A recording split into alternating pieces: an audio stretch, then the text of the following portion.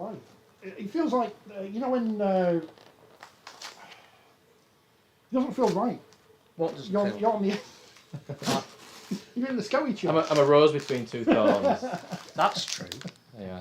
Thank you. Oh. We swapped the Tunnocks biscuits lovely, thank for what is it? We're sponsored by Magnum today. A double Star Chaser chocolate caramel and popcorn flavour ice cream. Right, I'm going to find a way of shutting up very quickly. It's going to be a very silent 5 minutes. It was great. Thank you. Good. Well, welcome to the product. This is actually one where I know people are waiting for us to start, and we've started now. There's actually no news. I don't think there's anything that's happened in the world of rugby apart from on the field stuff. I mean, well done to the people who have to fill in the 30 odd bits of the League Express that are not match reports, because nothing has happened.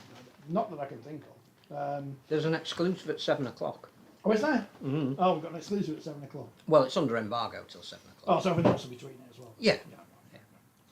There was Josh Maguire, wasn't there? Which it was hinted at last week. And he's got this big ban. Do we know if he's appealing yet? Because there's no real point talking about it unless he appeals. Because we could do a video here and we'll say, oh, he's got a 12-game ban and blah, blah, blah, blah, blah. But then if he appeals and it goes to 0, because it could do, then we'll look like fools. But I don't think he will, because I don't think he'll get the support of his club. They have been extremely keen not to jump on either side of that argument since the verdict was announced. I think Darryl Powell was put to him in the press conference. He just straight batted it away. I think Warrington know that if it is upheld, then they are in a place for serious professional misconduct being used to terminate the contract. So I suspect that because the case notes were made public, and although some of it was redacted, it will be. I think it will be very difficult for him to appeal it, because they said that his evidence was poor as well as whatever the charge was. So It was pretty flimsy, wasn't it? But and it's what I said last week, that it would have been one or the other. He's either not guilty and gets nothing, or he's guilty and gets whacked. yeah. But I thought the press release showed, I don't know if it was enlightening for people that are not been party to those processes before, but it shows the thorough process that is undergone in those circumstances, and it's very much like a trial. You've got a judge and you've got representation from the RFL sort of putting the case forward and the burden of proof, etc. Witnesses are called and all that sort of stuff. So, well, the other interesting trial this week was French referee Laurent Abrial after the Wheelchair World Cup. And just to reinforce what you were saying about it being independent, great to see Uriah Rennie on the panel that decided.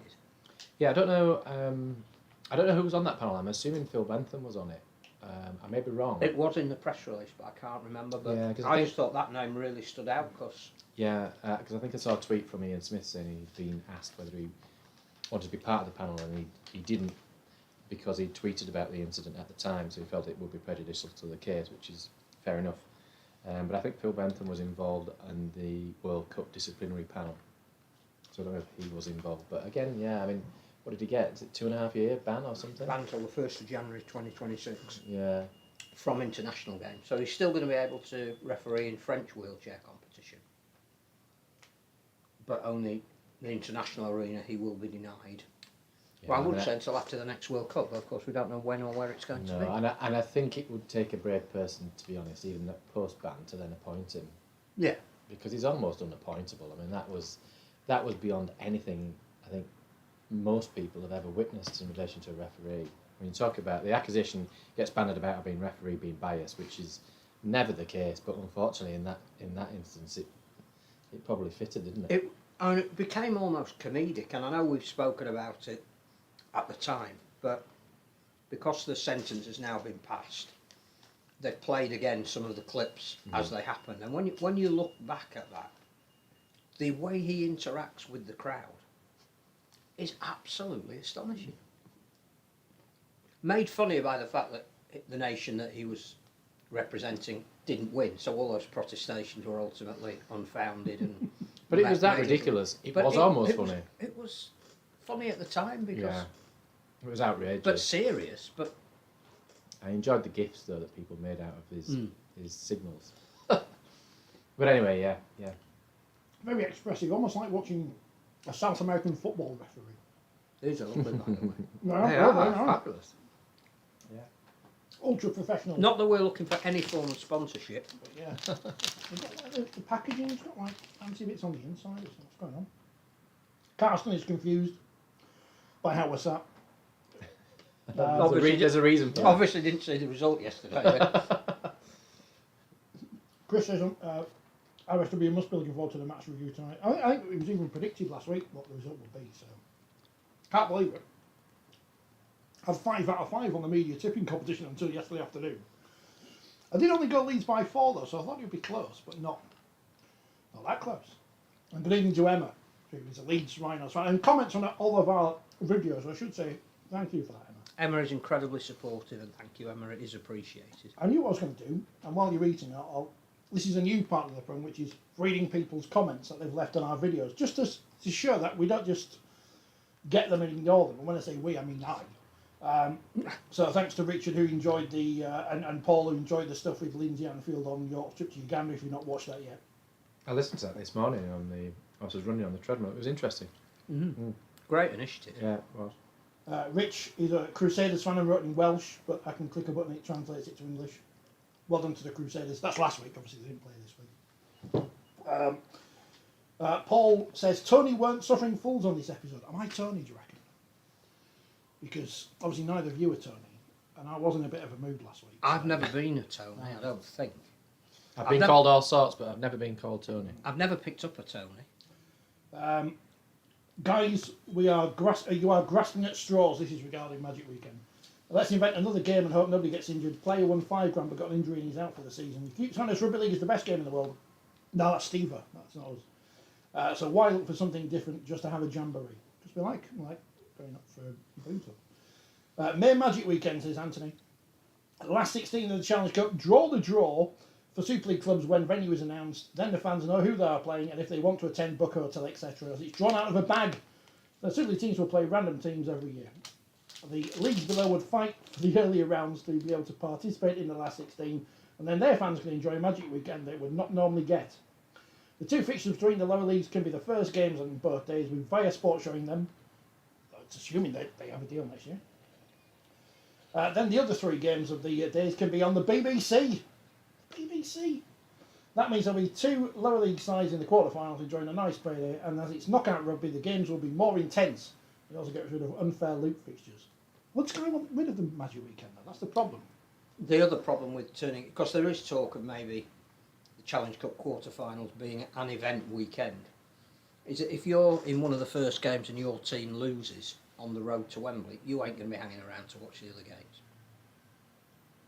And if there's a bit of popcorn in your mouth. It's very nice. It is. I can't watch this. I'll do double headers this year for the semi-finals. We're having double headers, but they're not 2 men's on one day. It's 1 men's, 1 women's semi-final on one day and then the other on the other. 22nd, 23rd of July. Drawn after or during the Wigan Warrington Cup tie on Sunday. Martin, who always sends us long missives, which are always interesting. When I first supported Leeds in 1960, Martin, you're perfectly poised. I mean, you won't reply to after the programme, so maybe you'll watch it later. Was that the worst day in the history of Leeds Rhinos yesterday? Or Leeds Rugby League Football, Cricket and Athletic Club? Also supporting Leeds United was a contradiction in terms. It was like supporting Leeds and Wigan, or even worse, our biggest rivals Wakefield, because of course in the 60s, Wakefield were good. We hated them. We both played on Saturday afternoons, and in those days when we were at home, we were playing against Leeds United for the attendance figure. I always had our attendance in my head at school on Monday for the putting down of the small minority of Leeds United supporters. We won that 1960-61 season when Leeds United averaged 13,000. They're the biggest team in the world, aren't they, at all? Mid-table in Division 2. I can't confirm our figure, but I think it was around 16,000 in that championship winning season. Things reversed in later seasons, however. I still have no love for Leeds United, which is like most Leeds United supporters, Martin. JJB's pan-Leeds enthusiasm is not for me. Respect for Hunslet, and I wish there were competitive Leeds derbies again, but Leeds United, no. Very anti-Leeds. Thank you for all our comments. Leeds. Leeds. Leeds. So that was. Thank you for your comments. Did anything else happen last week then, apart from? Well, I think what most people will have tuned in for is our analysis of maybe one, possibly two. Wigan fixtures. versus Saints. Well, what an interesting weekend when Featherstone lose for the first time and Wakefield win for the first time. You know, we have talked a lot about uncertainty of outcome and how perhaps we're getting there. Now, whether that's standard going up or common denominator coming down is a debate for other people, and certainly there are some that think, for example, the standard of the Warrington Huddersfield game wasn't great for a top level match. But in terms of IMG and how you sell the sport to a wider audience, the fact that we're now getting almost every minute mattering and results that are unpredictable when you do your tipping competition is exactly what we all want. So, you know, that was a massive win by Toulouse that almost went under the radar on Saturday night because, again, played at a very strange time, at the same time as the Super League game was being played by Catalan, which again seems odd to have the two French teams in competition with each other just before a European Champions League final at football, which every media outlet was endlessly talking about. So I think before we discuss the obvious demise of Leeds, probably don't even play rugby at Leeds anymore, how Wakefield are going to win Super League from 12th. I do think that Toulouse performance is absolutely astonishing. Won't do Featherstone any harm. In fact, it may well be, again, that mid-season jolt where you reset everything and actually you get better on the back of that because you've settled into, we just need to turn up and we'll win. But I do think that I wasn't there. I don't know who the great players were for Toulouse. That looked like a fantastic result for the championship and for Toulouse. Yeah, because it was only last week we were sort of saying they almost look they're going to go through this season unbeaten, which takes a special side to do that, doesn't it? I think to have that consistency of performance week in, week out. I think they had an injury to one of their key players fairly early on, Featherstone, which perhaps won't have helped them. But as you say, tremendous win for Toulouse, particularly given their away record this year, which has not been great, has it? No. They brought the weather with them though, didn't they? So that probably helped Toulouse. But I think Toulouse have had quite a number of changes to their squad from last year. Yes. And so you do wonder whether they're starting to find their feet a little bit, and that'll give them the confidence that they probably need, particularly on their away games. So yeah, it'll be an interesting run-in now. I'm not suggesting that that Featherstone will fall away unless something really drastic gone on behind the scenes, but you know, it might make it a little bit more competitive than people perhaps had envisaged. In a one-off game, could Sheffield beat them? Could Batley beat them? Imagine that the assistant coach of Castleford Tigers wins the £1 million game for Batley against Featherstone. That'd be not hilarious, obviously. But obviously Sheffield lost last week to Whitehaven, didn't they? Yep. I think it was last week at home, and Whitehaven had a good result at home against Widnes this week. But again, the inconsistency, isn't it? Because you would have said Sheffield were probably the nearest to compete, and Batley's slow start to the competition, they've put a run of results together, haven't they? And they're level on points with Sheffield now, sort of joint second in the table. So to lose on 18 joint with Bradford. I mean, again, Bradford won after five in a row. I think since the change coach. So they don't need to go on a worldwide search for a new coach then. They can just appoint the current fellow and then rinse and repeat. Yeah, and it was only this weekend that I realised that Lee Greenwood's coaching them. Is that I didn't hear that announcement. It hasn't been announced as permanent. He's just stepped up from being, I think, on the staff. Oh, I didn't realise he was on the staff. Okay. Right. But also very interestingly, talking of Mark Dunning, he's now at Midlands Hurricanes, and talking to Carl Hall for his column in the new Forty20 magazine out this week. Friday in your shops. He was at Midlands Hurricanes with Doncaster last week. Was shown around where the part of the Alexandra Stadium where they're going to be moving into, because I think they've been on a pitch just at the side of it, but they're going into the main stadium, which he said is absolutely brand new. Nobody's played in it.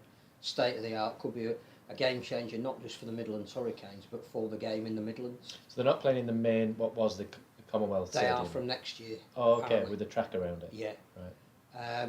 But he did say that Mark Dunning is perfect to be bringing in now because they've got a lot of juniors playing in Coventry Alphas and Birmingham Bulldogs, and they needed that structure now for academy scholarship, and he will oversee the first team, but he's perfect to now have in situ with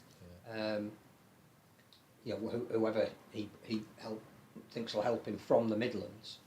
And you know, we shouldn't discount them in clubs that might make an impact in the future. Along with York, who came back from Uganda. York, yes, who were beaten by Sheffield on Friday. But yes. but not in Uganda. No. As I say, if you've not watched that, go and watch it. Not Afghanistan either. That's I told you everything. It's a great story, York and Uganda.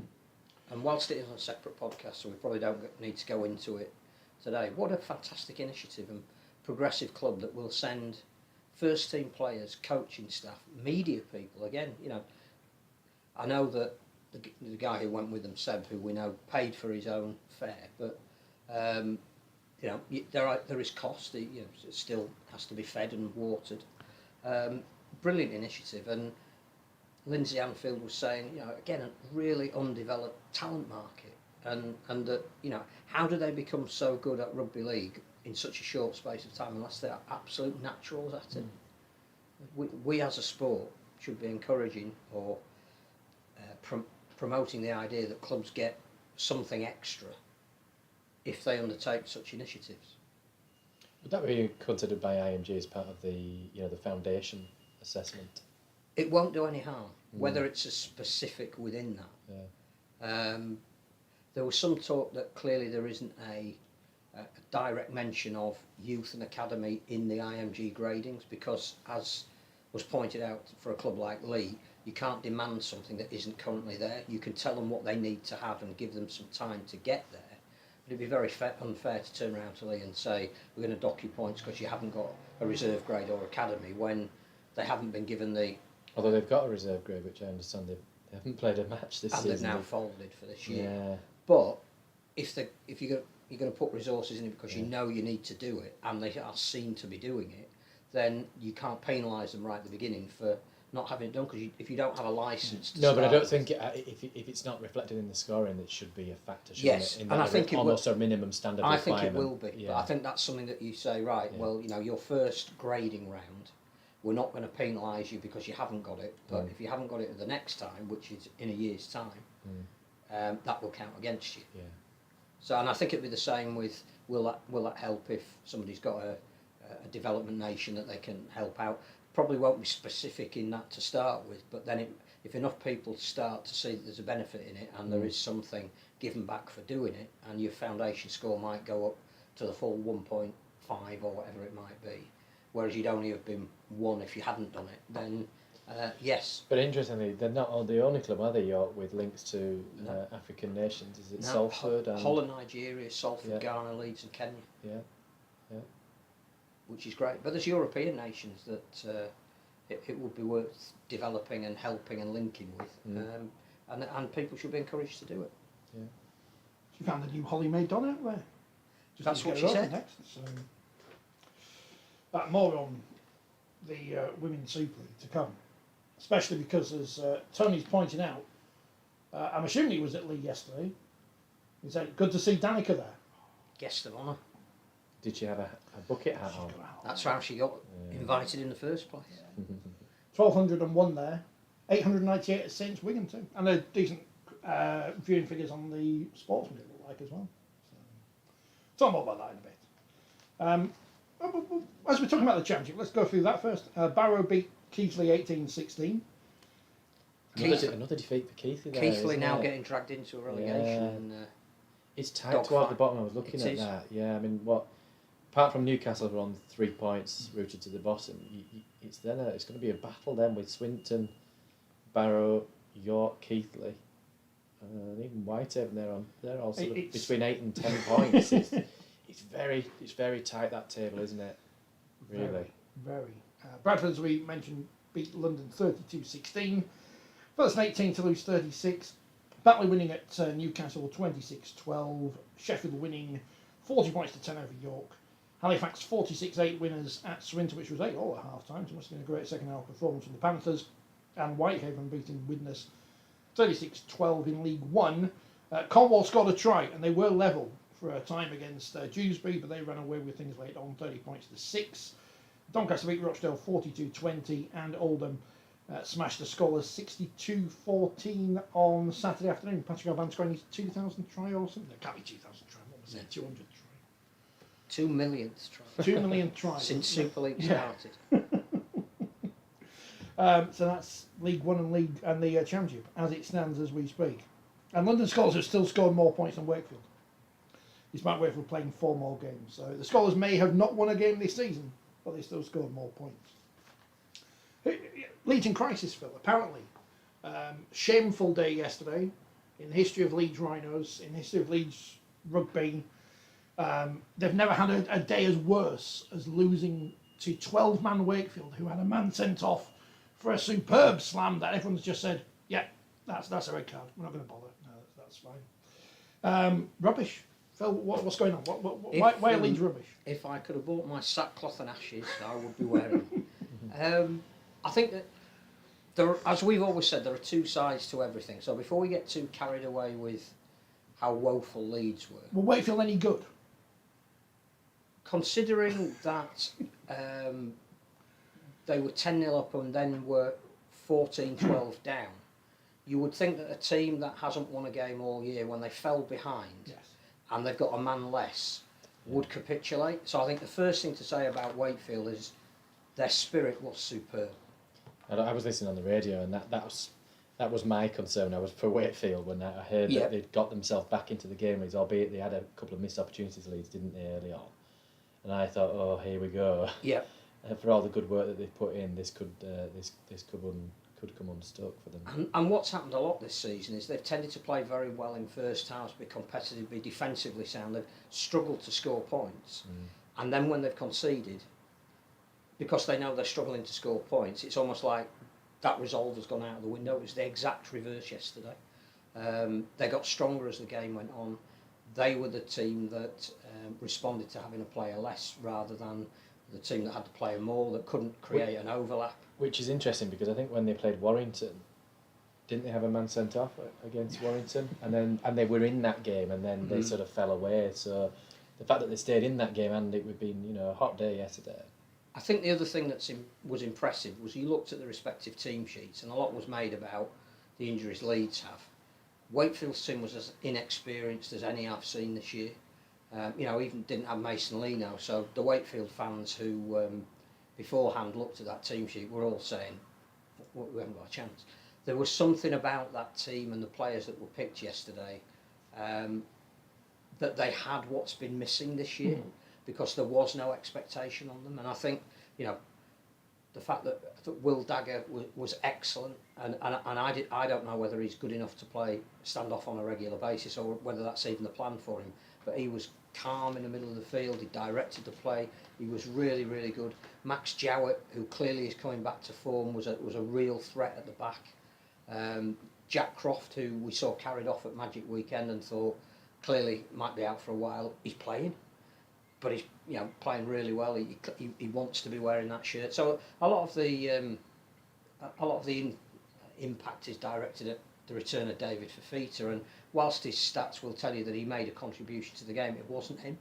No, but it's never one player, as mentioned. It was the fact that there were a lot of people out there that weren't going to give it away. The team spirit, really, that seemed to shine through. Even on listening on the radio, you got that impression. And we'll move on to Leeds in a minute, but the truth is that game is a cup final for Wakefield. That is the game that if you're going to curry I've told you before, it's not beating Castleford that matters, it's beating Leeds. If you're going to curry favour with your fans and keep them on board, the game that they desperately want you to win more than any other is Leeds at home.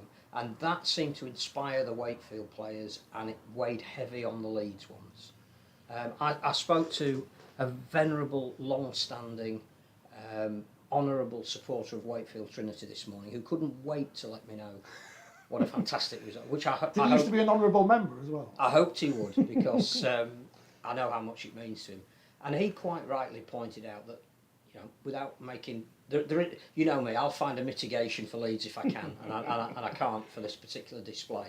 But Leeds, as he said, missed 3 gilt-edged chances in the first 10 minutes, and once Wakefield had got over that and realised that it wasn't going to be, on the end of a let's come from an 18 points down, it had a massive changing effect on the game.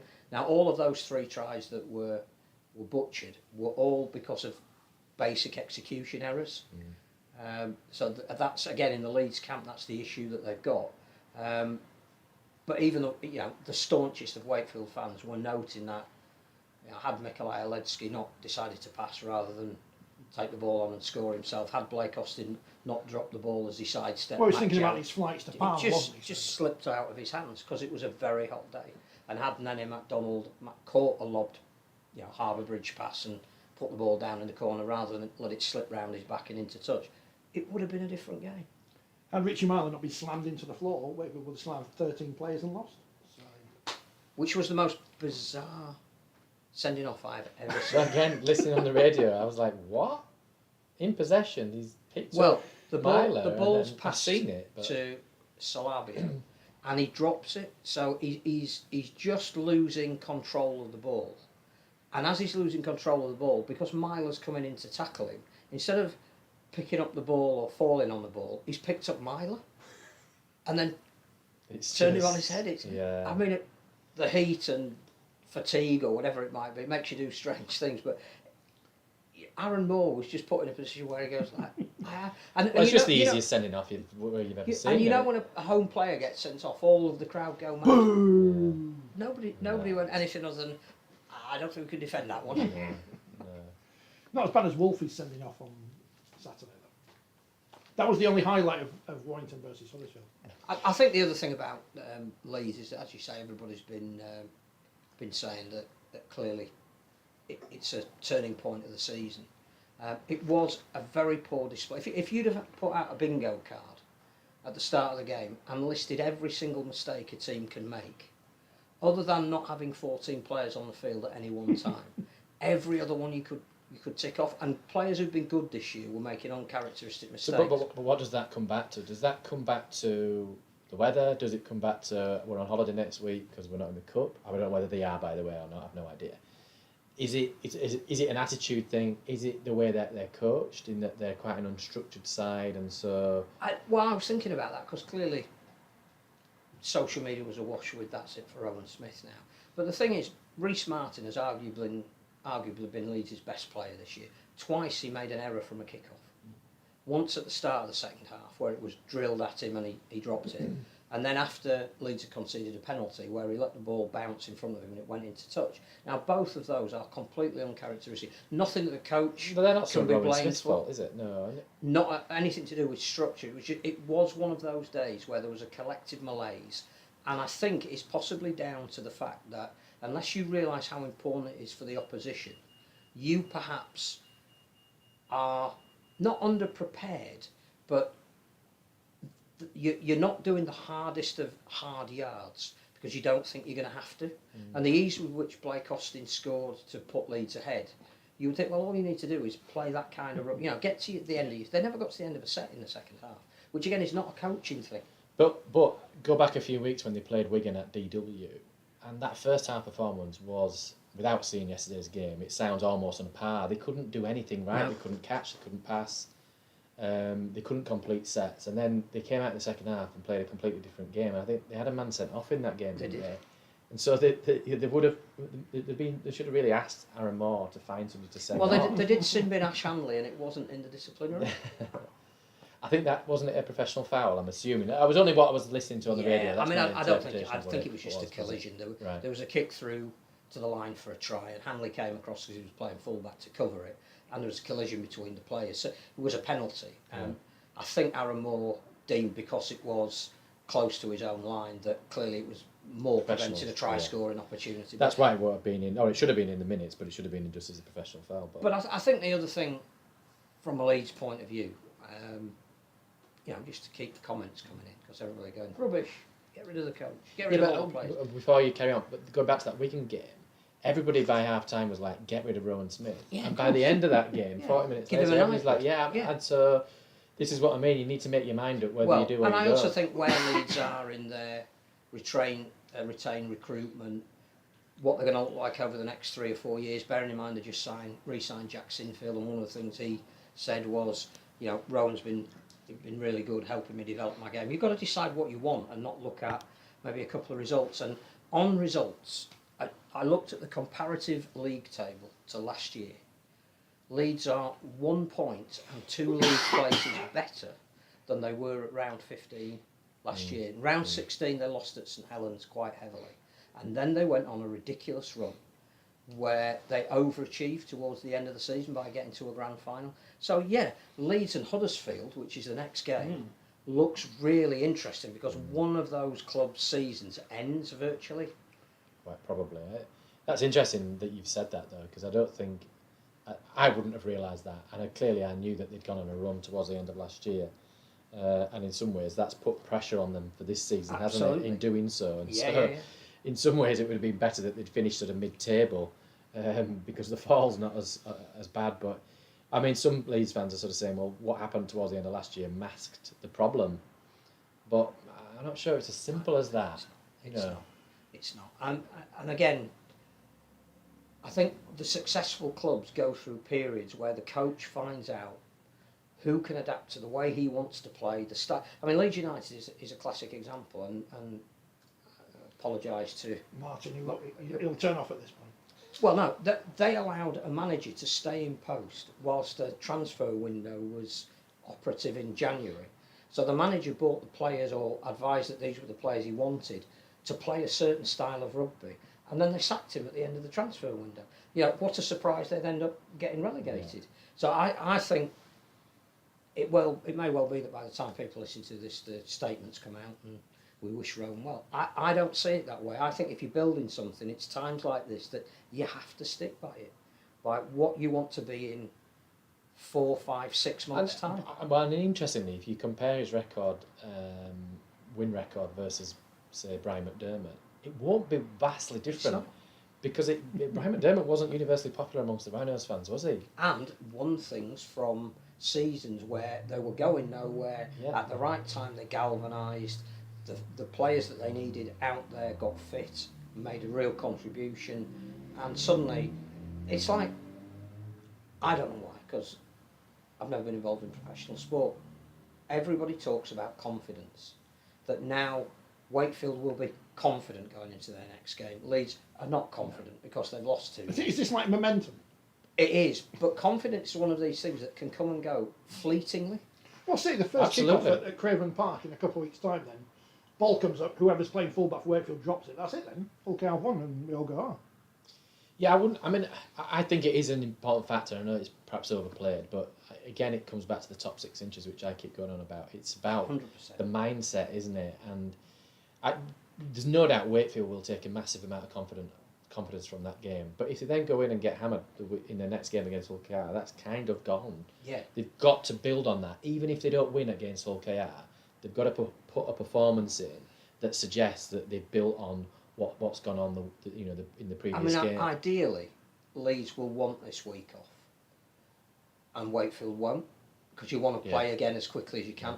But looking at who Wakefield have got to play, Hull KR are injury ravaged, and they've got to play in a cup tie this week. So actually, it's a really good opportunity for Wakefield going to Hull KR. It's nothing to do about the respective strength of the teams. It's just regroup, reset, rest, and then start at a level of intensity the next time you play. One thing that all the Wakefield fans were saying coming out of the ground yesterday, and I must say the new stand is fantastic, and full credit to not only Wakefield Council but Michael Carter and John Minards, because it has changed the whole feel about the ground. Is a lot of the Wakefield fans were saying this puts more pressure on Castleford than it does on us, and I think it does. Yeah, because Wakefield are still the favourites to go down. So, yeah, absolutely. People like Castleford and Huddersfield will start looking over the shoulder. Particularly Cass. Because, again, you look at all you can do as an outsider going to grounds is an impression. We don't follow them closely enough or are intimate enough with the people at the club to get the inside track on what's really happening. But I looked at the ground at Castleford when I was there the other week. I look at what Wakefield are doing. I looked at the young players that played in that Wakefield team yesterday. I look at the fact that Cass at the moment are more of an ageing squad. You look at the two clubs and where they sit at the moment, and suddenly there's a bit more optimism around Wakefield with that 2 points than maybe there is with Castleford. I'm not kicking Castleford. No, I'm not. And I'm not just kicking saying it's Weldon Road, because Wakefield were in the same situation 12 months ago before they knocked down the stand and started building the new one. But Wakefield have finally started forgetting artist impressions and actually putting bricks on the and they're floor. also being taken over. So DIY Kitchens, who are paid for David Fafita, I think, to come back, are now taking over the club. So again, that's a positive. I don't know anything about DIY Kitchens other than I think they do kitchens. And it's a family-owned firm who are passionate about Wakefield. I don't know anything other than that. But it's a positive story. You know, you come into work and somebody says, there's some new money coming in, we're being taken over, we're going to expand our marketing operation, but we're also going to be in a market to maybe sign more players than we would have done because we're going to try and spend the salary cap. The feeling I get at Castleford, and this is where again rocks will be thrown at the screen, and I'm talking from an outsider and not an insider, the feeling at the moment is they're almost on hold in terms of their ownership. They've got a planning application. It's going to be rejected because the Environment Agency are objecting to it. Is that because of flood risk? Flood risk, yeah. Which they knew when they put this new proposal in, because it's happened before, but the Environment Agency have actually come out and said we will oppose the application because there isn't enough for flood deterrent. But just because they've opposed doesn't necessarily mean it will get rejected. It's likely. Yeah, the thing is, it's the same government that. So well, ultimately, it'll come back to a planning officer to make a recommendation. But it's not like there's a spade going in the ground. No. On any given day. And I don't know what their funding is either. Even if they were to get planning £2 million that Wakefield Council. But they're going to spend more than £2 million. That's the thing. So there has to be other funding to go alongside that £2 million coming from the local authorities. So one would hope if you're going to go for planning, you've got a strategy to deliver what you get. And that's why keep stressing it's nothing against Castleford. It's more about a feeling as you left the ground yesterday was that from being a woeful season on the field, there is a feeling amongst the Wakefield fans that this season is now anything other than over, which is interesting. But it's interesting off the back of one result because 7 days ago when we were sat here, it was doom and gloom. But also, always doom. As you've just said, it's not what you do in this game; it's what you do in the next game. That Castleford fell off their perch this weekend, and they've got what we've got another. I don't know, 13, 14, 15 games left. And they've got to meet each other. They might have to win maybe 3 games. But one of them is against Castleford, so it might only be 2. So, it's not like they have to go and win at Hull KR or they have to go and win against Salford the week after that. They have to target games and build on performances. So. And Castleford couldn't back up this week, which is interesting. That you would have thought they would have got the bounce that Wakefield had, or will have, perhaps going into the next game, and they didn't have it. They went home buoyant. We know how good Salford are, but that game was a bit of a thrashing. Just one last thing on Rowan Smith. Does he suffer from a similar problem that Brian McDermott had, in so much as the way he comes across to the general public at large? Because he's not an avuncular, here I am telling jokes and this, that and the other. Again, it goes back to what you were saying about Brian McDermott. The Brian McDermott in a public press conference was a persona. The Brian McDermott, if you got to see him outside of the match day environment and you got to chat to him about things perhaps other than rugby league and you got to know him more as a person, is one of the people in whose company I've most enjoyed. Rowan is a little bit like that. What Rowan says is very much measured, guarded.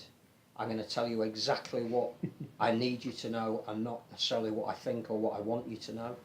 But I think outside of that, again, we did an article in the magazine about his coaching philosophy, and he sat and did it in this very room for about an hour and a half, just talking about coaching, most of which wasn't part of the article. It was just, him as a person.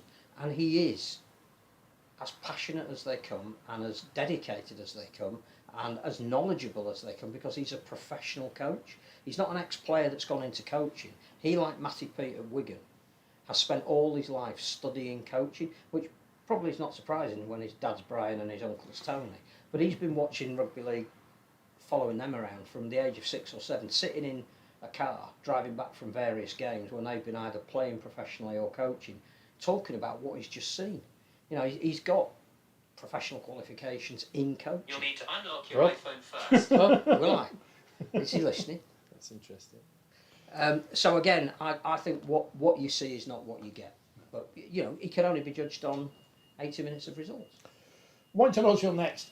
Kevin said, I don't know if you've spoken about this already, we kind of had about the Maguire ban, which we're not talking about in full because we don't know if he's going to appeal or not, assuming that he doesn't. But he said, banned on the word of Josh Charnley, who apparently has no grudge against Warrington or Maguire, talk about a kangaroo court. I guess the problem is, in any case like this, it is going to be one person's word against another, unless there's some other... It is, but if you've read the full detail, then you can see on the video, not that I've seen it, but reading what the statement says, he's clearly said something, which he doesn't deny that he said something to him. It's the words that are said, and then it's just the reaction. And why would you react in the way Josh Chandler did? And then why would you go to report it? So if I called you a rat, would you act in the same way if I called you something far more offensive than a rat? Well, it wasn't calling him, it was calling a member of his family. But I think the other thing is that if you read...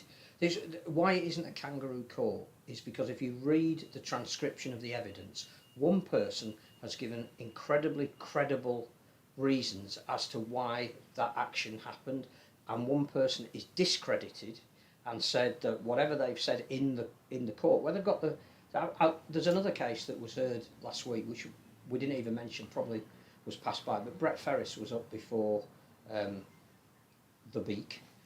Because apparently either run into a referee or pushed a referee. You mentioned it a couple of weeks ago. And he was given, again, grade F, had to appear. Now, if you read the transcription of that case, which again was something that Carl Hall will talk about in his column, Carl said the club couldn't defend him because it's not like you can take the evidence of a tackle. It's purely going to be you need to defend yourself as to what you did, why it happened, and how you think it happened. And the actual transcription of, again, that case, because he got off, was incredibly credible, very professional, made a real genuine case as to why what had happened, and was exonerated. Well, clearly Josh Maguire didn't do that. No, I mean, the other angle I would take on it is, given my first-hand experience of being called as a witness and being the subject of homophobic abuse in cases like this, is that Josh Maguire got Sam Cassiano, and I don't know if it was another player as well, I think, trying to remember, to basically submit a report and a statement to suggest that, to support Josh's story. Now, if he's found guilty, the presumption is that what Sam was saying was incorrect. Well, I think it was more that they were too far away to have witnessed what was actually said. So they've gone and said, oh yeah, nothing was said, and then they've looked at the video and went, but you know, we're near the incident, so how do you know what was said? Yeah.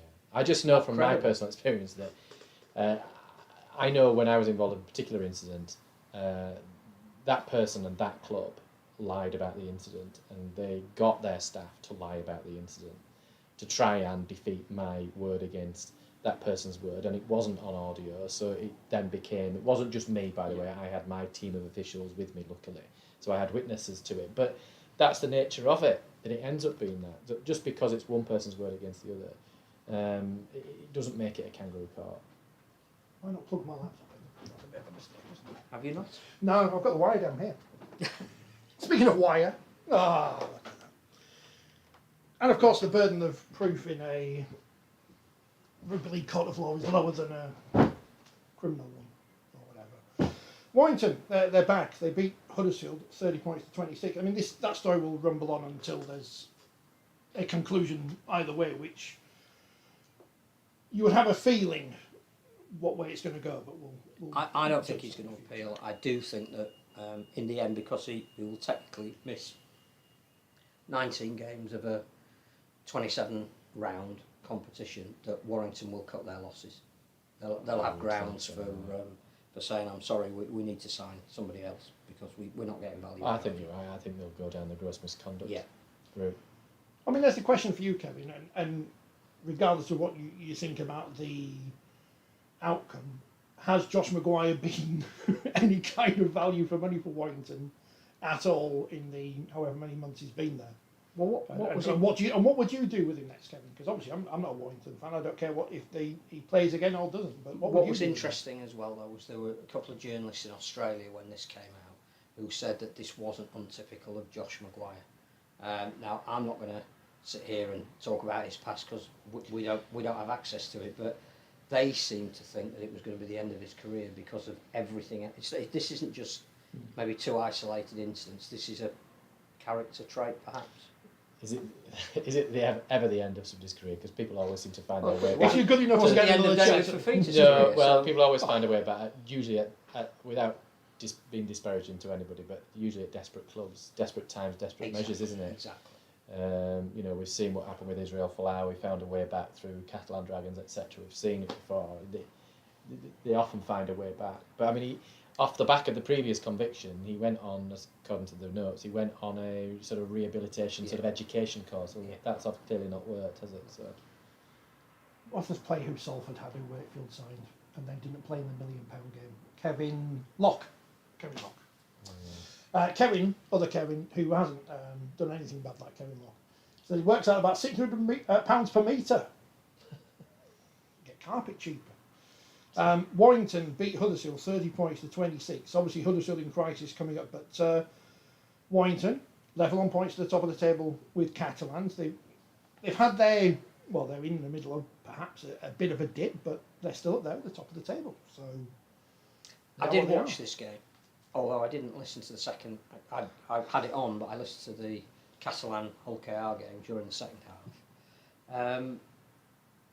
It became a bit of touch and pass. There wasn't a huge amount of defence. That we haven't mentioned Wigan yet, and most of the talk around their game will be St Helens are back. But there seemed to be a common link between Warrington on defence and Wigan on defence, and that is having a very, very talented fullback whose ability is to run with the ball, but not to defend or have confidence of those around them in their defence, and not to marshal their defence. So, again, Matt Duffy is a very, very talented player. Jaifield you would want in virtually any team that is playing, but they have deficiencies, and their deficiencies in defence, certainly I thought Duffy's in this game was really shown up, out of position a couple of times, didn't chase back hard enough on one of the. Well, it's easy to sit here and go, it's like 70 degrees, he didn't chase back hard enough. But it looked to me like the back line was disrupted by having him at full-back. I think for Wigan, what comes out of their performance against Saints is Bevan French has to be their full-back. That's his best position. It's where he makes the most impact, and trying to combine him and Jaifield, they might have got that wrong at St Helens. But I just thought, and Warrington did drop Matt Duffy the other week. I didn't pay enough attention to the Saints Wigan game to notice where French played. Did he play in the centres or the wing? He was picked at 6. French. Yeah. They put Field at full back. Yeah, but they had French I know they sort of on the wing yeah. last year, didn't they? And that seemed to work for them. So I don't know why they're not going back to that. But I just think that that's an issue for Wakefield. That yeah, yes, they won. You're absolutely right. They got Warrington. Warrington won. They're second in the league. Clearly, that's not anything to be particularly worried about. But Darryl Powell looked incredibly frustrated that, having been so dominant, that they were hanging on at the end. I think he will be worried for the same reason which is what you're alluding to, in that the performances are not good enough. They're not really. well. Whilst they are second in the table, that relieves the pressure to some degree. But actually, if they're serious about winning something, they can't win anything with performances like that, and they'll know that. And coming up against a team like Huddersfield, who were probably a little bit desperate. Well, Warrington's goal line defence in the first half. I mean, I think again Huddersfield had 2 chances on the Warrington line, and both led to tries. That looked like the Warrington defence of last year, not this year. And that would have concerned Darryl, not that they won, but the fact that they were so easy to break down. There was one, it might have been Kevin Aguama's try, where 3 players went to exactly the same spot, and once Nagama had got past one of them, he got past 3 of them. And you just think there's a communication breakdown there. Somebody either isn't confident in the people inside and outside of them, or someone's in a position that they shouldn't be, which is cramping whoever should have been making that tackle or wanted the space to make that tackle to be able to do it. And you think halfway through a season that those kind of system breakdowns would be a cause for concern. It puts greater interest on the game between Wigan and Warrington in the Cup this week, though, because that is going to determine, I think, how teams will then approach the next part of the season. I know they only look at blocks, but somebody who is out of the Cup and is coming off again, a performance that it doesn't matter how you play in a cup tie, you just got to win. There's no heroic defeat in a cup tie. Somebody's season is going to be radically affected by the outcome of that result, I think. What's going on with Huddersfield? Because we've spoken about Castleford and Wakefield at the bottom end of the table. We've said Leeds are in crisis, but Leeds have won one more game than Huddersfield, who admittedly have a game in hand, but it's against St Helens. So what's happening to Huddersfield? No Jake Connor this week, the magic man. I think it is about team selection. I think we said it last week that I genuinely don't know how you get all of those square pegs into the round holes that you've got, and every week there seems to be a change in the spine, some of which is injury related, some of which is selection. So this week we were told it's all going to change because Ollie Russell's coming back. Well, Ollie Russell has been out injured for 7 weeks, so it's a hell of an expectation to put on him. But the other thing is Ollie Russell has never been a settled first choice player in the. He's played almost as a backup rather than being everything's going through Ollie Russell. So I think that was odd. Then Will Price comes back in at full back, so there's no place for Jake Connor. Tui Lolohea is on the bench. This is the Tui Lolohea who Ian Watson told us last year was the best full back in the competition. Will Price ends up being arguably the most dangerous player on the field and the one who is likely to break down defence. He's got fantastic footwork. He's wonderful to watch. But he's not going to be there at the end of the season. So he hasn't really been played as much this year because they know he's not going to be there at the end of the season. To me, it just seems like a very mixed bag that keeps getting shaken up. I think the other thing is that I think the feeling I got was that people felt Huddersfield had put in a decent performance or a better performance, but I'm not. If that's true, I'm not convinced. It's not good enough. And there was quite a bit on with Ian Watson this week because they've probably not been on TV that much this season, have they? And his sort of rationale for where they are, and I'm not sure I'm convinced by that either. In that he talked a lot about last year them almost to some extent over exceeded, and then that putting pressure on them this year and a group of players that are not used to that pressure. And I'm not sure I buy that. Well, I looked at last year I think they were a very forward-dominated team who lacked creativity. This year that forward dominance has gone. So it doesn't matter that they brought in another creative player in Jake Connor. It's like the platform that you built that on, that solidity of your pack. But I don't think the squad has changed that much in that regard. And that's where I think you wonder what isn't... Chris McQueen was scoring tries for fun. He was playing on the edge. He was tremendous fantastic last year. He really was. Dream teamer, man of the match in the cup final. It's not a reflection of how he's playing at the moment. I'm just pointing out that he isn't having that influence. Now, that's probably because the team around him isn't allowing him to have that influence. But that was a key part of how they played last year. They had 4 props who rotated and the impact didn't really lessen. I'm not seeing that this year. Is it the oppositions have found them out a little bit? They've worked out what this, the Ian Watson process is and they're responding to that. It might be an element of that, but it seems more within Huddersfield's control to me as to their own performance. I think Adam Milner's a strange signing. I don't get that one either, really. I think Adam Milner's a fine player with a brilliant record, but I'm not sure Adam Milner's the kind of player that is going to and a mid-season signing. Which has meant Adam O'Brien has now gone to Halifax. It almost seemed that he was... It's almost like changing. If you constantly change, is Ian Watson becoming the Tinker Man? But where squads have thin squads like Salford and you get decimated by injuries, you can understand mid-season signings because they're low on numbers and they need numbers and they need some experience. But I don't necessarily get that with Huddersfield. That's no disrespect to Adam Milner at all. Not at all. But I just don't get where you've got a large squad with some, in my opinion, some experienced players in there that I'm not sure why you then need to sign Adam Milner as well. brings you anything that's any different from what Adam O'Brien brings you. in terms of the style of player and what they do. It's high work rate, it's big tackles. But if you were bringing in Adam Milner because he had the best offload game, or if you were bringing him in because, I don't know, clearly he made 30% more tackles than anybody else who you've got in your team, I get it. But he doesn't, because the work ethic that they've got is what they had their success on last year. They've lost that work. Now, whether they think bringing in Adam Milner in is going to reinvigorate that kind of thing, I'm not sure. But I think Ian Watson's, and I like him as a coach, I just think that his explanations are starting to sound a little bit thin when he's interviewed post-match. We know what we need to do, we're getting there. I agree. That's hard to say, isn't it? Because he's clearly a good coach, but I think everybody was feeling a little bit for Mark Applegarth in the same way that poor Mark Applegarth has to come out every week and justify the poor performances, and I think a lot of people are sort of saying, well, kind of glad that Mark's got a win for him, that he doesn't have to come out and deliver the same old story. And it's a little bit like a broken record. But if you're Ken Davey, how much frustrating must it be? Because they clearly spent a lot of money on that squad. And the coaching stuff. Yeah, and the coaching and the resources that they've got. I think he bought the YMCA ground in Huddersfield, didn't he? They're investing off the field as well, not only with the playing squad, but off the field in terms of their infrastructure, their training, etc.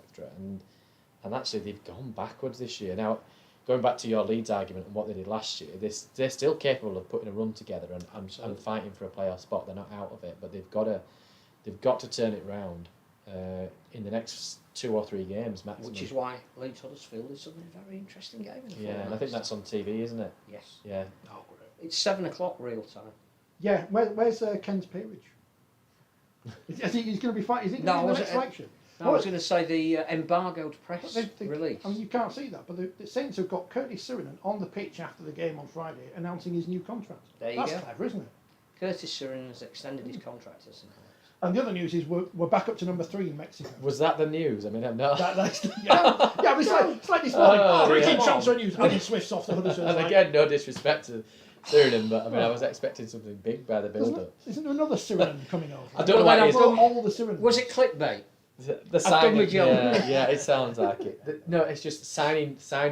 The news of signings just does not interest me. No, really, and re-signings are below signings.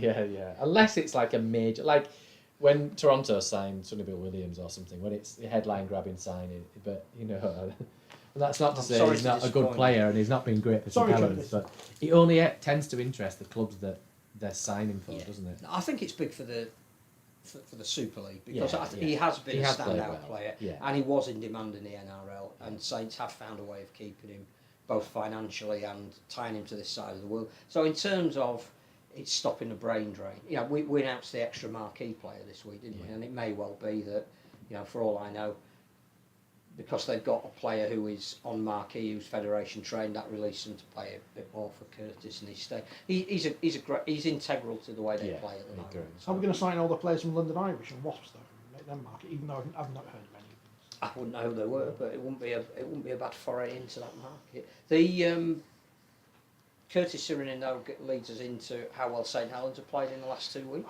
I was going to leave them to last because otherwise we've got to talk about all the other games. But St Helens are good now, aren't they? As you said, they are back, and I've been saying for weeks they're going to win the grand final, and now they're in 5th, level on points with Wigan, with a game in hand. Now, so with a game in hand, Against they are only 2 points behind Lee and Salford, the surprise league leaders, before everyone else played, so it doesn't count this weekend. So.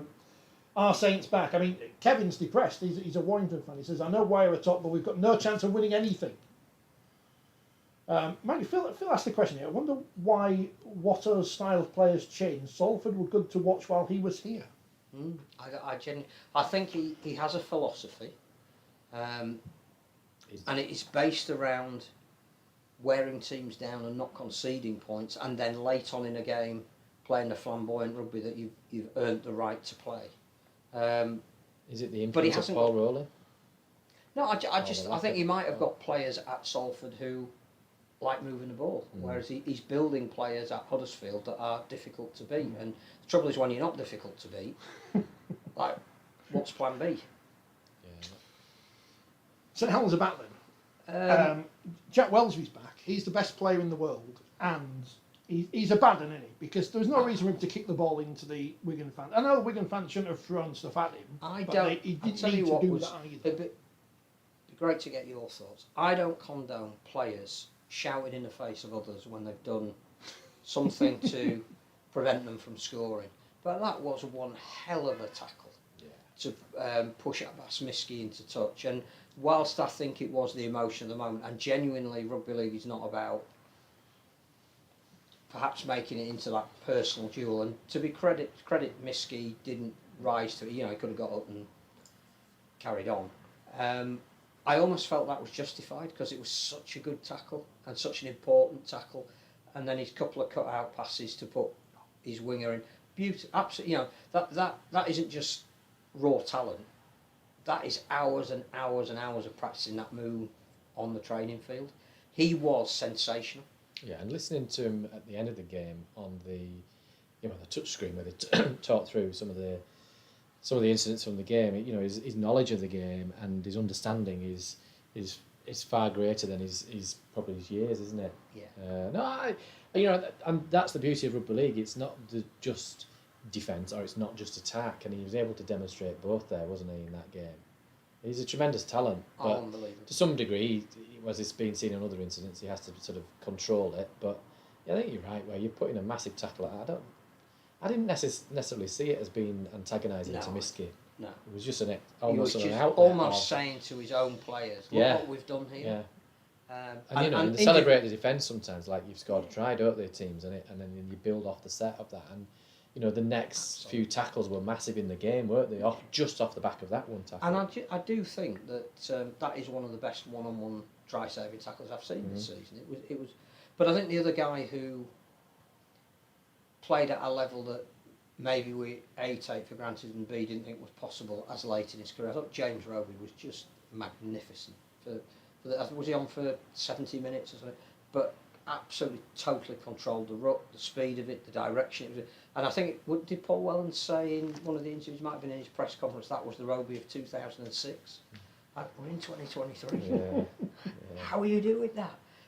I wouldn't say he wasn't not at his best in previous games, but that game, he not only was at his best, but he completely dominated it.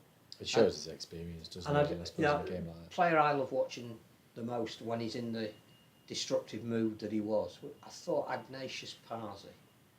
I would pay money to watch a display like that, because not only was he running and you're going, I'm going in either direction, you go wherever you want. The ability for the late offload, just a joy to watch. He was fantastic.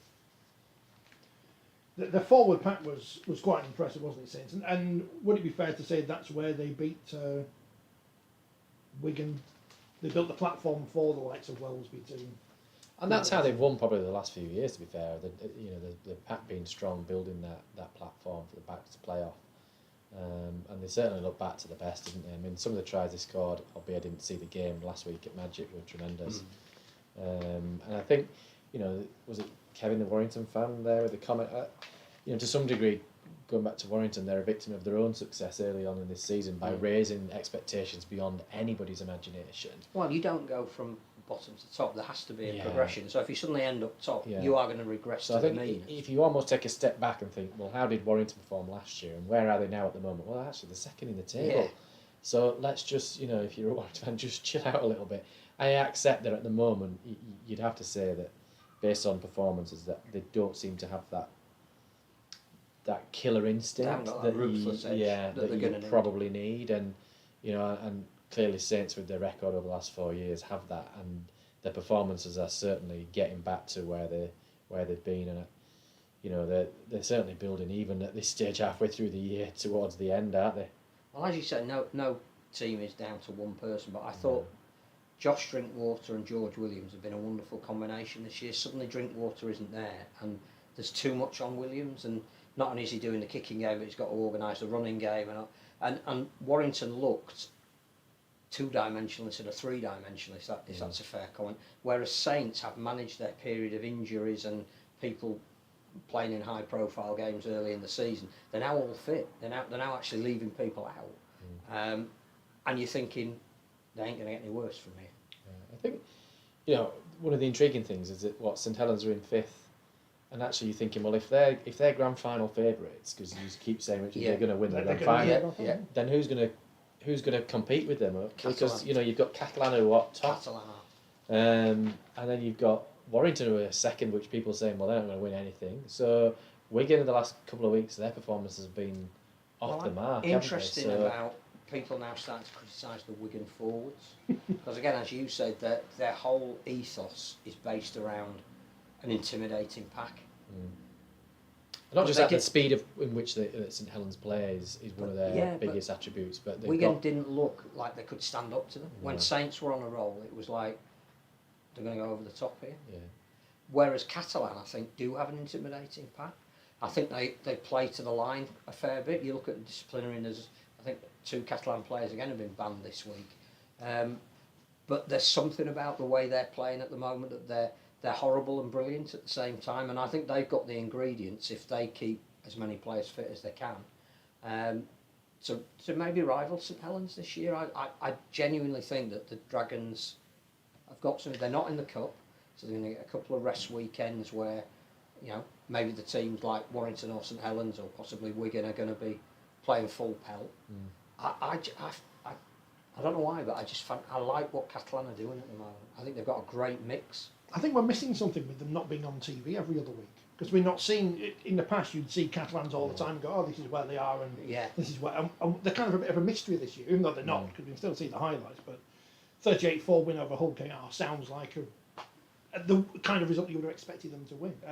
Well, I don't know. Hull KR were in good form, weren't they? And I know that they had injuries, and they had 3 more during the game, and that Jordan Abdul only lasted about 15 minutes, I think. But just the way Catalan went about their business, the word you use is absolutely right, that Warrington don't have at the moment, is a ruthless streak. So if your opposition are down, and your opposition are suddenly suffering with players being taken off, you're ruthless. You score 38 points.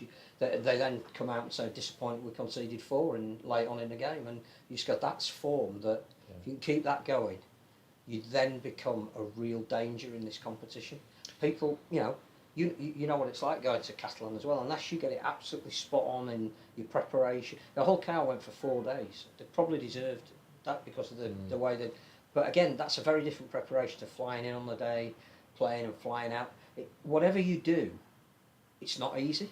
No, teams have tried it, and teams have tried it in lots of different ways. And in fact, I think, was it St Helens last year that they went... Did they go 3 times last year? I might be mixing it with the year before. Was it Leeds went 3 times? I mean Leeds, and I think I was trying. There was a team that went 3 times, and when they went on day trips, it didn't seem to work. I don't think. But there's no easy way to go and play in Catalan and come away with a win, because it's very rare that you go over there and get an easy game. But I think going back to the competition, people will sort of say, "Oh well, the standard's not that good or whatever." Well, in a way, the inconsistencies in the way in which the teams perform almost add something to the competition, because you have that. You're not quite sure who's going to win sometimes, because you're not quite sure which team is going to turn up and perform. So can you have both? In an ideal world, you do have both. You have the quality and you have the inability to successfully predict the outcome. You're absolutely right, because I think the NRL still has more uncertainty of outcome than we do, but there are some really duff games. There's some boring games. For every great game, or for every 2 great games, there's one that isn't quite so good. And you go back to Huddersfield last year, in that, yes, they were performing better and they were higher in the table, but their style in which they played was a bit dull. Well, same with Wigan. The end of the Sean Wayne era, it was the Wigan fans themselves. They weren't starved of success. No. They were still getting to grand finals, they were winning competitions, they were getting to Wembley. But the fans were saying, it's got to be more than just... Yeah, absolutely. And that's like classic cast that we've discussed before. So sometimes it's just not good enough to just win. You have to win in style. So like, people want to have the cake and eat it, don't they? You can't always have what you want. Well, it's like everybody wants every game to be close, apart from the one that their team plays in, which needs to be 50-0. Yeah. If you have a team that dominates the season like St Helens have done, people will say, oh, it's not fair. They're far above everyone, and now everyone else is rubbish, and it's not good. Now everyone's... Or there's a level where everyone's reaching, or many of the teams reach. Everyone's like, oh, why isn't there a dominant team? It's not as good as it used to be. So when Phil Taylor won everything in darts, and then when he stopped winning everything in darts, everyone's like, oh, it's not as good as it used to. And then people will moan that a team wins it from 5th or 6th. Well, that's the competition structure. So it is what it is, and that's what St Helens. If they go on and end up doing that, then they've earned the right to do that. Really, in many ways. 100%. And it's the same for any club. Ian Boldsworth, celebrity. Has he written his column? Has he done it? He has. Very good. Very good. What if It's I always missed? good. Are we talking about Saints? We've done it. We said they were great. Wigan in crisis. Listen to the podcast. Oh, Wigan in crisis. I don't know why I decided that they were this. Can we answer that when they played Warrington this weekend in the cup? And then they're out of the cup, and then we can say. Well, if they're out of the cup, and then I think that how you reshape for the rest of the season is a job that Matty Pete hasn't had to do yet. But he, a bit like I think, the scrutiny that Ian Watson and Rowan Smith might be under, it's a longer term plan. Don't instantly react. It's just whether they can come back from 2 really heavy defeats where they've been exposed to do enough to beat Warrington in the cup. 17,000 at the TWS on Friday. Sounded really good. I listened to it. Great, I listened to it on the radio. I did the thing of listening to it on the radio for a change. And Wilson and Cup, they're quite good. And that's why we introduced the sport to summer, wasn't it? Going back to 1996. No, let's go back to winter. And for all for all you hate Odsal, Odsal back in its heyday in the early or With late 90s 25,000 and early people, 2000s, it was fantastic on a Friday night and the summer nights like we've got tonight. I thought that Wigan Saints, it started in the sun drops, everybody's in t-shirts, it looked and sounded magnificent. That is. But I appreciate we start in winter, we play in spring, we play in summer, and we finish in autumn. I get that. That is the that. problem. The ground. Are we moving from Old Trafford? Because Old Trafford's rubbish. Well, Old Trafford will be redeveloped at some stage, so we will have to move. To the home of the champions, Manchester City.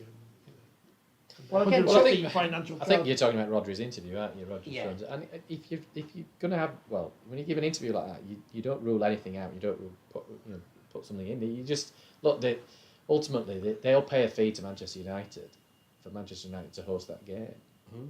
And if they can save a bit of money and they get a slightly smaller venue, but it's actually a more modern venue, for example, or you get a venue to almost bid for the event, Absolutely. then that's the position you want to be in. So, and I think, as we've discussed before, when Manchester City's ground is extended and they have all that area redone outside, that'll be great for the fans' experience.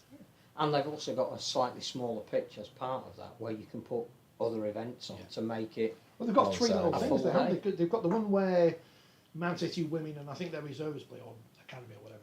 Then the one we went to that women's grand final in. Yeah. Where it was But you really can well. imagine grand final day being built around some big games that are all staged at the same venue with a big fan zone, and so yeah, absolutely. I think Manchester United will be redeveloped. It will have to be played somewhere else. Manchester City may well have been redeveloped by then, as indeed will, for example, Everton's new stadium on the docks.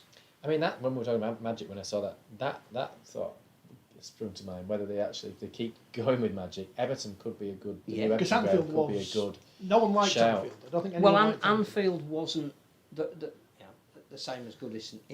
Until you go there, irrespective of how narrow the seats are, it's quite a long way from the centre of Liverpool. Yeah. You think because it's Liverpool's ground, I'll walk into town. You go, well, you can, but it'll be 40 minutes before you get anywhere known as town. Whereas Everton's new stadium seems to be, well, it is right on the dock, north side, innit? on the dock side. Couldn't be anywhere nearer to where, as a Magic weekend, you can nip out, get a nice cup of coffee, and nip back in again. Salford beat Castleford 42-10. Castleford having, is this reverting to the mean then after their big cup final win over Leeds the week before at Newcastle? Just says what What we James have been saying. The result the week before doesn't mean as much if you lose heavily at home the week after. And it might mean more to your fans, and I understand why that's important and good on you, because you're buying back the loyalty that you're losing a little bit. But I don't think they competed in the game. you've got to back that at no stage were they ever like I say, likely. Had they lost and they lose narrowly, or they put in a decent performance, my understanding is that they didn't play well. But what we shouldn't do is underestimate Salford. Yeah. Who are on the cover of the next issue of Forty20, saying, are they the great pretenders? Who are 80 minutes away from a semi-final in the Challenge Cup, with the way Hull are decimated at the moment with injuries, and the way that Salford's playing. I think you'd probably fancy Salford in that game. My £2.50 each way to win the Challenge Cup is on Lee Leopards. I mean, I'm hoping that gets me a hat. You've gone all out there, £2.50 each way. Yeah. Once back Wigan to win the FA Cup, and look what happened. They did it, and then they got relegated. But Lee aren't going to get relegated because they were joint top for half an hour. But they beat Hull 28-16. That's not a surprise. 6,000 people in the LSV. Another great dogged performance, though. I think that just says everything about where Lee are at the moment. That you know, they can grind out a win, they can entertain a win, they can play with less players and win. I still think they are a team that has a lot of experienced stroke ageing players, and they may at some point get the kind of injuries or an injury crisis that Hull have had, that Hull KR have got at the moment, Leeds have got, Wakefield had this week. But they've got sufficient points to ride that storm. Yeah, and I don't know that where they are at the moment is indicative of where they are going to finish. But you've only got to look at Hull KR, because Hull KR are probably going back 3 weeks, maybe 4 weeks. We're probably in the position that Lee were in now almost, and they've had what, a run of three defeats, I think. Yeah. So they've fallen down the table somewhat. And I'm not saying Lee will, but that every week that they don't is another feather in their cap. Tony And is... Lachlan Lamb is the other one. Well, now, arguably, if you were to have Man of Steel voted today, I think he'd have to be right up there. The thing is, can they hold on to him? Because the double-edged sword is that, as you know, the better those players play, the more in demand they will be. Now, Sydney Roosters at the moment are not performing this year. Now, Lachlan Lamb left there because they perhaps didn't think that he was ready to take on the role of guiding the team around. They will be monitoring closer than anybody else what he's doing at the moment. Who's to say they wouldn't take him back in a heartbeat next year? So, and he, you know, he will go. And his father, who happens to be the coach of the league, would advise him to go. Praise for his dad from Tony, who said, great game at Lee on Friday. Lamb's tactics just paid off. Praising all the forwards for all the work they did. Ashley Hart is magnificent. And also saying Gareth O'Brien at Leeds having a fantastic season at fullback, great in attack and defence. And, well, I mean, they've done their thing now. They have... They're not going to get relegated. I'm going out on a limb there. But, you know... You had £2.50 on that as well. Well, Kevin thinks I'm going to get £4 back for me, £2.50, so that's good, isn't it? I still think they might end up in the playoffs, which would be phenomenal for a promoted team. Absolutely phenomenal. Yeah, as Ian says, can't Adrian just ground him? Go out then. That was Super League. It's the Challenge Cup this week, which is on Saturday at 12 o'clock, Hull KR versus Salford, which reminded me of when Hull KR played Huddersfield in a couple of weeks before the £1 million game in whenever it was. And did Terry Campetti miss 2 drop calls in that game? Danny Brough had a virtuoso performance. He did the kicking yesterday at half-time at Bellevue on the pitch. Did he? Well, you were there, you should have seen it. Oh, I think I was sheltering from the heat down there. You should could get a game. Who's more likely to play for Wakefield this season, Danny Brough or Luke Gale? Send him to Leeds. Johnny on loan? Apparently he's playing in the next game at Hull KR. It's very, very nearly ready. Apparently. Tune in next week, a week after, to find out if we do. Or just watch the game. Hull FC versus St Helens at 2:30 on Saturday. That's on the BBC. And on Sunday, Wigan, Warrington and York versus Lee. This week, elsewhere in Rugby League, in the magic round of the Wheelchair Super League. London Roosters, what a team they are. Turn into a great side. 48-16 win over Wigan. So they beat Halifax the other week, didn't they? Now they're beating Wigan. Halifax beat Hull 68-24. But Hull were right in it at half time, which is again, really, really impressive. Move up the performance rankings for Hull. Good win for Leeds as well, 112-18 over Warrington.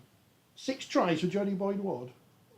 Get on this podcast. It sounded like a close game in Championship as well. Brantford 56, Rochdale 52. That sounds good.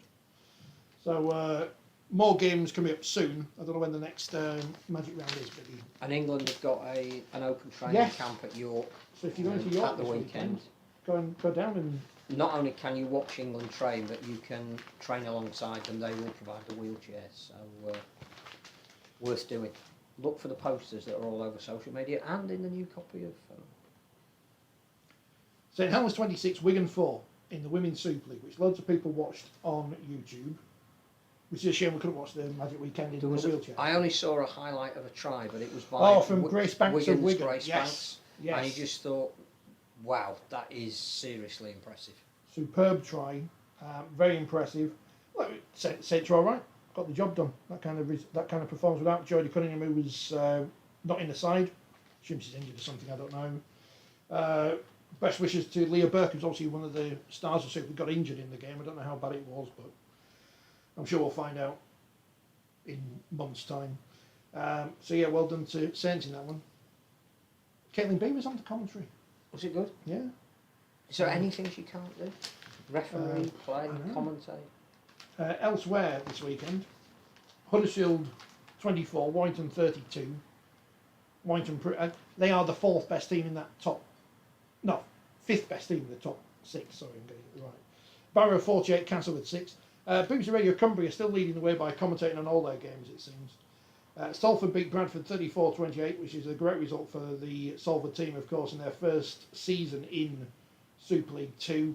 And speaking of great results, Lee 18, Featherstone 18. So the two teams there who are new to this thing, beating the two teams who were in the grand final in 2017 or whatever it was. So yeah, it would have been 2017, because it's the same year as Castle and Leeds in the men's game. So great result for Lee. And apparently there was loads of people there yesterday as well. So and she drew the half-time raffle. Yeah.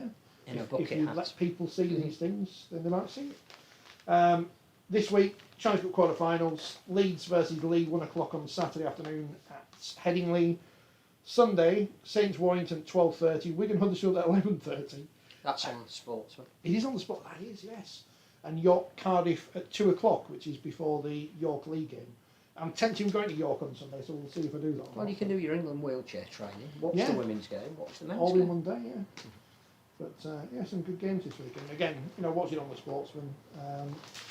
Also this weekend, Championship and League One. League One on Friday, Dewsbury Rochdale. Championship Saturday, Toulouse Sheffield. Then on Sunday, Toulouse Sheffield will be a good game. It will be. Sunday in the Championship, Barrow Widnes, Bradford Halifax. So that's always tasty, isn't it? Featherstone London, so Fev looking to bounce back. Newcastle Keighley, big game for the Cougars. And Swinton battling in League One, North Wales Midlands, Oldham Doncaster. That's third versus second, and Workington versus London Scholars. So excitement everywhere. Looking forward to the Challenge Cup. The jewel in the crown. Yeah, back on the BBC. They're important games for the sport generally, aren't they? And I just hope that there's good crowds. Well, and well, because yeah. I think they picked the right two games of the four. Haven't But I they? think Hull's revival against the all-conquering St Helens is a storyline there, and then I think the Wigan Warrington game is one I'm really looking forward to on Sunday afternoon. It's too big stadia to fill though in terms of Yeah. the TV coverage. But yeah, you'd hope that people would go and watch it, because there should be. They're two good fixtures for the TV, that's for sure. I think that's it, isn't it? I think there's anything Well, we else. finished our ice cream. Yeah, Very I kindly, I've got it all over my fingers, which was completely predictable. That's raised the bar. What we're going to have next week. It's probably raining next week, Yeah. so we'll be back to tunnets. And the magazine's out this week. It should be with subscribers on Thursday and in the shops on Friday. And it looks like There's a that. great column about why we should have a Pride Month. It's not saying my column's not Yeah, I great. don't know who wrote that one. I can't wait to see what I've written this month. Next month so far, it's all about slagging off BT. And if you saw their coverage of the Champions League final, I mean, people like to slag off Sky's Rugby League coverage, but dear oh dear, that was dreadful. Advice to the young presenter out there: it's not about you. We shall see you next week. Download the podcast, buy the magazine, enjoy the Rugby League, and read whatever James has written.